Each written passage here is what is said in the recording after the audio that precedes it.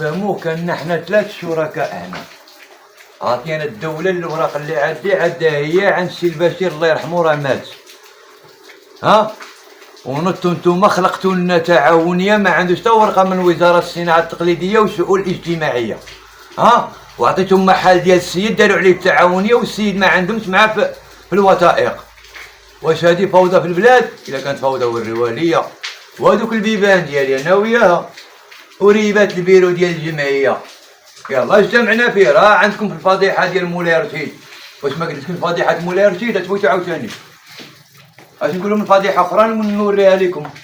كاين خروقات وخديتي 400 متر وانتي عندك 120 في البلان في الأوراق ديالنا ديال الدولة اللي عاطياني. أنا عندي شحال من ديال العبار وهي عندها شحال العبار والسي بويا البشير عنده شحال العبار وهي معانا في الجمعية وبقى ما انسحبتش. وبويا البشير هو الرئيس اللي مات الله يرحمه والأخ ديالي هو الكاتب العام الله يرحمه تا هو مات. ايوا باش حنا نجدو الكاتب ونجدو المسؤولين ديالنا اللي غادي يخدموا معنا في الجمعية قالك لا كاين القيد ما بان. مشيت للباشا قالك ما نقدرش نعطيك توصيل سير تيجي الباشا عطينا التليفون نعيطو لكم. دابا 15 يوم ما عيطوش كاع البيبان تسدو. واقيلا ماشي احنا اللي كاينين راه كاين واقيلا بزاف ديال الناس. لا واقع لا هكا هذا واش الشباب بغيو يتخدموه. البنية التحتية وعطيونا البنية البشرية. بنيو لي البشر باش نبنيو لي الارض باش يمشي. واش نلوح الزبل انا بكاخد كاع ما تعلمت نلوح الزبل في الطارو غنلوحو في الارض. علموني كيفاش نلوحو في الطارو عاد علمونا وريونا الارض. ثم بنيتهم من الارض وخليتوا بنادم هو الاساس. راه حنا هما الساس. اما راه ربعات العيالات غربوا 40 واحد. انا نفضل نموت ما يموتوا عندي صناعيه 20 ولا نضحي ب20. اجي نعطيوك حقها انت من حقك، عندك اوراقك غادي تاخذ غادي تبني وابنيو لي الناس. وانا بغيت لا ريال لا جوج لا بني لا والو. انا عاطي الجمعيه انا كل واحد مسكين يعيش وانتم بغيتوا تزيد تضغطوا عليهم. بارك يكفي كل ما لقاونيش انا نديرو وين غيمشيو؟ عطيهم محلات ما كاينش غيتطوع. كاين اخدم ودير فلوس بجيبك، ما كاين اطحن ودير.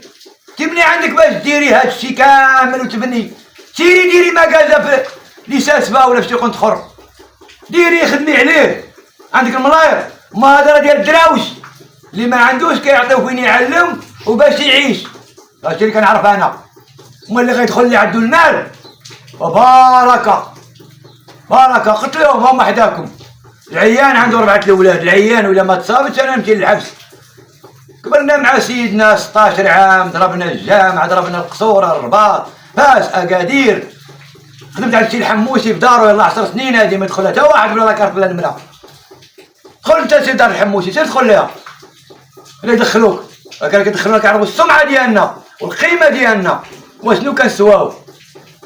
كنعرفوا نخدموا نجمعوا حوايجنا نمشيو بحالنا. قريت واحد اللافته دابا ملي جاي داخل ان فيها تكوين مهني، يعني هاد البلاصه هذه كنتو كتقري فيها، كنتي كتعلم فيها الناس الصنعه وعلمت اجيال من فات. عندي كل شيء، عندي الدري ديالي راه في المدينه حدا العماله بالمحل ديالو بالدبلوم اللي عاطيه انا وعطاتو الدوله المحل.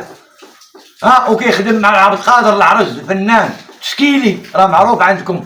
وكنشوفوا هنا مجموعه ديال الاخوان المعلمين اللي تبارك الله وصل العام هذو كلهم تخرجوا من هنا.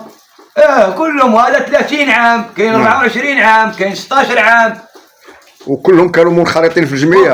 وكلهم فنانه. دير الامتحان عطيهم. بالنسبه لتاسيس الجمعيه ديالنا والناس المنخرطين هنايا، وهاد السيده اللي قالت انا غنبني وشرات من عند الدوله، ودي تواصلنا بالسلطات، درنا القانون ديالنا الوضعي كانك شباب، كانك ناس واعيين وفاهمين القانون ديال المغرب اللي كيحكموا صاحب الجلاله محمد السادس.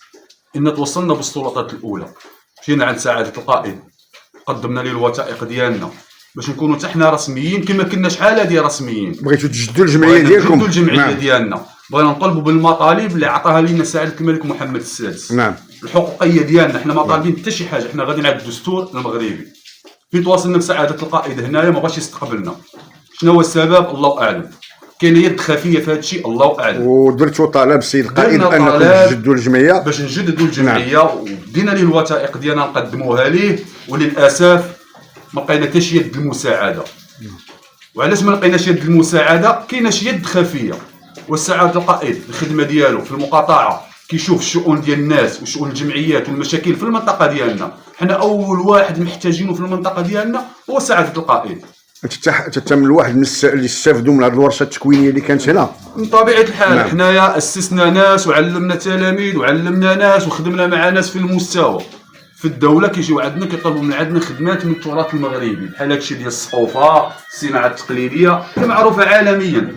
حنا الصناعه التقليديه راه كنحيوا بها الصناعه التقليديه اللي كاينه عندنا في المغرب واللي كيحثنا بها صاحب الجلاله محمد السادس في تكوين الشباب. شحال تقريبا انتم كتواجدوا في هذا المحل بالضبط تبارك الله؟ اضعف ايمان 30 عام عندنا، كاين اللي عنده 30 عام، كاين اللي عنده 28 عام، اللي كاين عنده 26 عام، كلشي فايت 20 سنه في هذا المقام. كانت عندكم شي عقده مع هاد السيده ما بيننا مع وزاره الشغل؟